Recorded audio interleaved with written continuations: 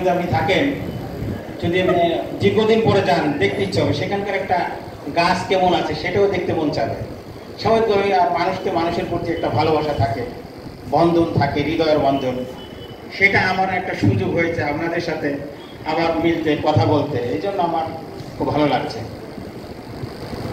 আসলে আমরা যে দায়িত্বে আছি, এটা একটা অনেক মহান একটা দায়িত্ব, অনেক বড় গুরুত্বপূর্ণ দায়িত্ব, যেটা একটা আমি মনে করি একটা রাষ্ট্র সত্যিকারভাবে দাঁড়িয়ে থাকে সফলভাবে দাঁড়িয়ে যার উপর ভিত্তি করে, সেটা হলো আইনের শাসন, বিচার ব্যবস্থা। সেই দায়িত্ব কিন্তু আমরা পালন করছি। একটা রাষ্ট্র ব্যর্থ হয়ে যাবে, কার্যকর থাকবে না যদি আইনের শাসন না থাকে। কারণ একটা জনগোষ্ঠী কিছু মানুষকে ক্ষমতায় বসাবে, ট্যাক্স দিবে, নিজের আয়ের ইনকামের টাকা থেকে তাদেরকে দিয়ে দিবে। কি কারণে? এতটুকু আশা যেটা তাদের জন্য শান্তি থাকতে পারে, তাদের যে অধিকার, যে মর্যাদা, সম্মান, সেটা যেন তারা নিয়ে বেঁচে থাকতে পারে। সেটা যদি তারা না পারে, তাহলে তাদের তো মনে ক্ষোভ থাকে, দুঃখ থাকে, কষ্ট থাকে। সেই কষ্ট তারা কোথায় রাখবে? সেই জন্য এটা আমরা সবাই মনে রাখবো যে আপনারা অনেকে বলেছেন একটা পরিবার। বাস্তবিক আপনি একটু চিন্তা করলে বলবেন যে আপনারা যারা আইনজীবী আছেন, আমরা যারা আছি, কিন্তু আসলে একটা পরিবার, বিচারিক পরিবার। আমি শুধু মনে করি যে শুধু আমাদের সাথে যারা স্টাফ আছে, আপনাদের সাথে যারা অ্যাডভোকেট ক্লার্ক আছে, মহারাজ, সবাই মিলে কিন্তু আমাদের এই পরিবার, আমাদের এই সংসার। এই সংসারটা সুন্দরভাবে, পরিবারটা সুন্দরভাবে চালানোর জন্য কি দরকার, কি কি কাজ করার দরকার, আমাদের কি আচরণ দরকার, সেটা আমরা চিন্তা করবো। আমরা জানি সেইভাবে আমরা যদি চলি, বলি, আচরণ করি, তাহলে আমরাও ভালো থাকবো, আর বিচার প্রার্থী জনগণ সবাই ভালো থাকবে। আমি এই বিচার সম্পর্কে, বিচার একটা অত্যন্ত গুরুত্বপূর্ণ, সেন্সিটিভ বিষয়। এটা প্রত্যেক ধর্মগ্রন্থ আছে। আমাদের আল কোরআনে বহু জায়গায় আমি বিচারের কথা বলা হচ্ছে, ন্যায় বিচারের কথা, মানে বহু জায়গায় বিভিন্নভাবে আল্লাহ বলেছেন। আমি যা দেখলাম, এখন তো নামাজ এবং জাকাতের পরেই বিচারের উপর সাংঘাতিকভাবে আল্লাহ রাব্বুল আলামিন গুরুত্ব দিয়েছেন। অনেক আয়াত, আমি একটা আয়াতের কথা শুধু বলি, সেটা অনেক বলতে পারতাম, বলবো না, সময় নেই।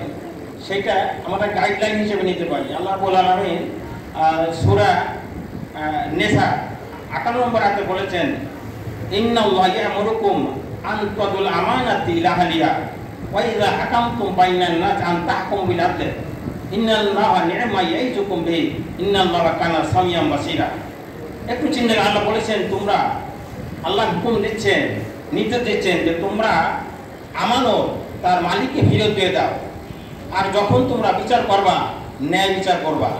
দেখো আল্লাহ কত সুন্দর উপদেশ তোমাদেরকে দিচ্ছেন, কত গুরুত্বপূর্ণ উপদেশ দিচ্ছেন। আর শোনো, তোমরা যা করো, আল্লাহ তা দেখেন এবং তা শুনেন এবং তা দেখেন।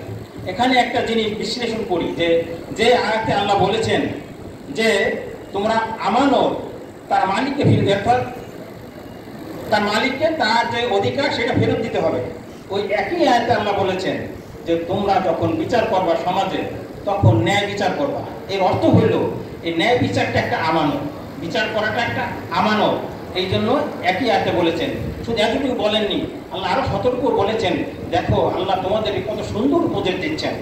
অর্থাৎ এটা খুবই গুরুত্বপূর্ণ। আল্লাহ মানে বুঝতে বলেছেন যে দেখো আমি এই কথা বলছি, খামাখা বলিনি, বলার জন্য বলিনি, এটা কিন্তু খুবই গুরুত্বপূর্ণ। তাই বলছেন ইন্নাল্লাহা নি'মা ইয়াইযুকুম বিহি, দেখো আল্লাহ তোমাদেরকে খুবই গুরুত্বপূর্ণ, খুবই সুন্দর উপদেশ দিচ্ছেন, সুন্দর নির্দেশ দিচ্ছেন।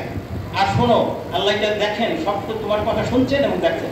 আমরা যদি এই একটা আয়াতের দিকে খেয়াল করি, তাহলে বুঝতে পারবো যে এটা বিচার বিভাগ কত গুরুত্বপূর্ণ। অনেক আয়াতে বলেছেন, কিন্তু আমি শুধু একটা বললাম। এই জন্য আমাদের ভিত্তি হবে, চলার পথ হবে, গাইডলাইন হবে যে আমরা সবসময় ন্যায় বিচারকে সমুন্নত রাখবো।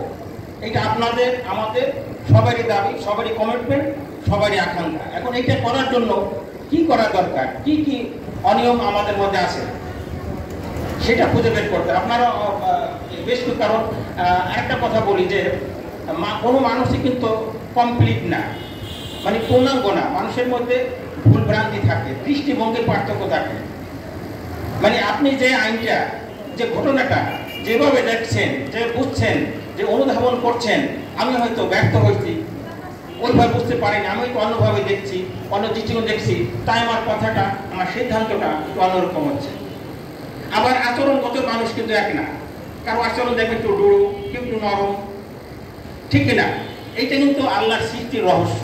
বৈচিত্র্যময় দুনিয়া, যেমন বিভিন্ন রকম রং আছে, বিভিন্ন রকম গাছপালা আছে, মানুষের মধ্যে দেখেন বিভিন্ন রকমের এরকম ধরন আছে। একটা আপনি খেয়াল করেন যে অনেক রং কালার, সব কালার কিন্তু সব রং কিন্তু সব পছন্দ করে না।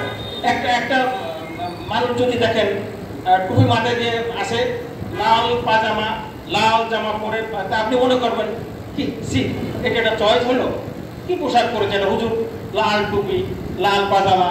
কিন্তু দেখবেন এমন মানুষ আমি দেখেছি লাল টুপি লাল পাজামা, কারণ তার কাছে ভালো লেগেছে, তাই না? এটা আমি এই একটা রিসেন্টলি একটা উদাহরণ দিই, দৃষ্টিভঙ্গি পার্থক্য। আমি যখন এখানে জয়েন করলাম, একজন আমাকে বললেন, স্যার আপনি তো অনেক পরিবর্তন হয়ে গেছেন, অনেক চেঞ্জ হয়েছে আপনার, আপনি কেউ বলছে আপনি কালো হয়ে গেছেন এরকম। আবার তখন আমি ভাবলাম যে কালো পরিবর্তন তো আমি নিজে বুঝতেছি, আমি অবাক হয়ে গেলাম। একজন সিনিয়র দেখা করে আবার আমাকে বললেন, স্যার আপনি তো সে আগের মতোই আছেন, স্যার আপনি সে আগের মতোই আছেন। শুনে আমার বুকটা ভরে গেল, কিন্তু আসলে আমি জানি পরিবর্তন হয়েছে। আমি নিজে সাক্ষী 2 দিন আগের ঘটনা। তাহলে আপনি বোঝেন যে মানুষের দৃষ্টিভঙ্গিতে, চিন্তা ভাবনায়, অনুভূতিতে কত বিরাট ব্যবধান। তাহলে এই জিনিসটা আমরা সবসময় মাথায় রাখবো। এখন যে অনেক সমস্যা আপনারা বলেছেন, আমার বিগত মেসি সাহেব উত্তর দিয়েছেন। বলবো যে আপনারা এজলাসে এই কথাটা, যে আপনার উপলব্ধিটা বুঝতে পারেনি, মানুষের তো দুর্বল আছে। আমাদের বার এবং বেঞ্চের সুষম রাখা সবচেয়ে একটা ভালো ব্যাপার হইল টলারেন্স, পরমত, আপনি ধৈর্য, সহনশীলতা, পরমত সহিষ্ণুতা, প্রতি পারস্পরিক শ্রদ্ধাবোধ, সম্মানবোধ। আমার বিচারকদের বলবো, বলেছি অলরেডি, আইনজীবীদেরকে সম্মান করতে হবে, শ্রদ্ধা করতে হবে, ভালোবাসতে হবে। তারা আমাদেরই অংশ, তাদের নিয়ে আমরা আসি। আবার আপনাদেরও তাই, বিচারক আমরা আপনাদেরই অংশ। আমার ভুল ভ্রান্তি তো হতেই পারে, আবার ফোরামও আছে। ওই সময় জাস্ট পরিবেশ নষ্ট না করে, এজিটেশন না দেখে, কারণ মানুষ হয়তো উপস্থিত মতো অনেক সময় মানুষের মুখ দেয় অনিচ্ছা সত্ত্বেও একটা বেফাঁস কথা বের হয়ে যায়। আপনারা লক্ষ্য করলেন এরকম হয়, মানে কথাটা সে বলতে চায়নি, হঠাৎ মুখ দিয়ে বের হয়ে যায়, কিন্তু বলার পরে সে বুঝতে পারে এটা ভুল হয়েছে। এই জন্য মানুষকে আপনারা এটা সুযোগ দিতে হবে আমাদের একে অপরকে, যে না একটা কথা বলে ফেলছে যেটা তো অনুচিত, ঠিক আছে, এটার সমাধান আমরা বসে এটা সমাধান করব। আমার যে প্রশাসনিক যেটা বললেন, যে যে অনিয়মগুলো আছে, এফিডেভিট বলেছেন, তারপর প্রকাশ্যে তারিখ দেওয়া, এটা তারিখ দিতে হবে, এটা আইনে তাই আছে, এটা অবশ্যই আমি বলে দেব। আর যেটা বললেন যে কিছু ছাড়া কিছু হয় না, এটা যাতে না হয় এটা আমি ব্যবস্থা নেব। আর আপনারা একটু বলে রাখি যে আইনজীবীবৃন্দ, আপনারা যখনই মনে করবেন যে এই সমস্যাটা হয়েছে, সমাধান করা দরকার, কোনো অনিয়ম আমরা সহ্য করবো না, টলারেট করবো না।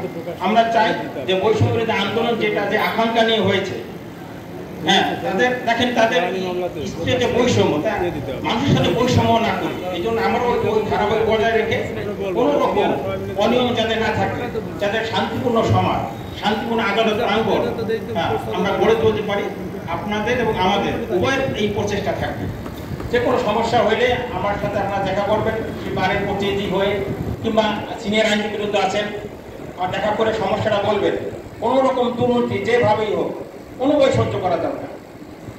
খুব ভালো লাগছে যে আপনারা সার্টিফিকেট দিয়েছেন যে আমাদের এখন বর্তমান বিচারক পর্যন্ত দুর্নীতির ঊর্ধ্বে আছে, কিন্তু শুধু দুর্নীতির ঊর্ধ্বে থাকাটাই যথেষ্ট না, পর্যাপ্ত কাজ আমরা করি কিনা সেটাও আপনারা দেখবেন। শুধু শুয়ে বসে সময় পার করছি কিনা আপনারা দেখবেন, আপনার ভয় রেজ করবেন, আমি বলি আপনার কণ্ঠ উঁচু করবেন, সমস্যা আমাকে বলবেন, যে পরিমাণ কাজ আমাদের করার দরকার সেটা না করলে আপনার সেটাও একটা অনিয়ম, সেটা আমি টলারেট করবো না। সাধারণত আমরা আমাদের শ্রম দিব, আপনারও শ্রম দিব। শুধু বলি যে বিচারক আমরা খুব একটা ভালো পজিশনে নেই, অনেক কঠিন এটা দায়িত্ব। আপনারা তো এক পক্ষ চিন্তা করেন, আপনার পক্ষে যদি ধরেন রেমিডিটা চান, আপনি ওই দৃষ্টিতে কিন্তু দেখেন, ওইভাবে আপনি ব্যাখ্যা করেন, আপনি মনে করেন যে এইটাই সঠিক। কিন্তু যখন আবার অন্য লাইনে আইনজীবী বলেন, তিনিও তার একটা যুক্তি তুলে ধরেন, আবার আমরা বিচারক কিন্তু উভয়টা মিলিয়ে দিই, যে সেইখানে কিন্তু পার্থক্যটা হয়। এই জন্য ভুল ভ্রান্তি দৃষ্টিভঙ্গির পার্থক্য আছে। সবশেষে আপনাদের কাছে এটি আমার আকাঙ্ক্ষা থাকবে, দাবি থাকবে যে আপনারা কোর্ট প্রাঙ্গণে এজিটেশন যদি ভুল বানাইতে হয়ে যায় কর্তৃপক্ষ আমরা যারা খাতি জানাবেন। আমার বিরুদ্ধে যদি সমস্যা হয় তো আমাকে জানান, আমার সমস্যা আমাকে জানাইতে পারবেন, স্যার এই সমস্যাটা আমার ফিট করছি, আমি সংশোধন হব আইনের দৃষ্টিতে, আইনকে আমরা সমুন্নত রাখবো। তো অনেক সময় গড়ে যেতে হয়তো আরও অনেক কিছু বলার ছিল, এখন হয়তো মনে নেই। শুধু কথাই না, আমি কথা দিলাম আজকে অনেকটা কথা দিলাম কিন্তু কাজ করলাম না, সেটা তো কোনো দাম নেই। অনেকেই জানেন আমরা ভাষণ বিবৃতিতে বক্তৃতায় অনেক ভালো ভালো কথা বলে, কিন্তু আমরা দেখি যে আসলে কাজের কাজ কিছু হয় না, ওরকম যেন না হয়। আমরা আজ কথা যতটুকু বলেছি ততটুকু যেন পালন করতে পারি, এবং যে কথাটা বলি নেই বলার দরকার নেই, কাজটা যেন ঠিক মতো হয়। আপনাদের যে আকাঙ্ক্ষা, আপনাদের যে আইনগত যে রেমেডি আপনারা চান জনগণের পক্ষে, সেটার জন্য আইন অনুযায়ী আইনকে সমুন্নত রেখে আমরা করতে পারি, এই বক্তব্য এই আশাবাদ ব্যক্ত করি। আর আমি আজকে আর কথা বাড়াতে চাই না, শুধু বলি যে আপনাদের সুস্বাস্থ্য কামনা করি। আপনার যে দোয়া থাকলে আপনারা যেন সুন্দরভাবে পরিবেশ বজায় রেখে সুস্বাস্থ্য যেন ভালো থাকে, আমাদের সহযোগিতা করবেন, আর আমাদের জন্য দোয়া করবেন, সহযোগিতা করবেন। আপনারা আমাদের সহায়ক শক্তি, বলি যে সহযোগিতা আপনারাও। বিচার একটা কঠিন কাজ, এই কোনো একটা হাদিস মনে হয়ে গেল যেটা আমি ভুলে গেছিলাম। আমরা যে কত বিপদে আছি, আল্লাহ রাসূল একটা হাদিস বলি, আবু দাউদ শরীফে আছে, যিনি বিচারকের দায়িত্ব নিলেন তিনি বিনা ছুরিতে জবাই হয়ে গেলেন।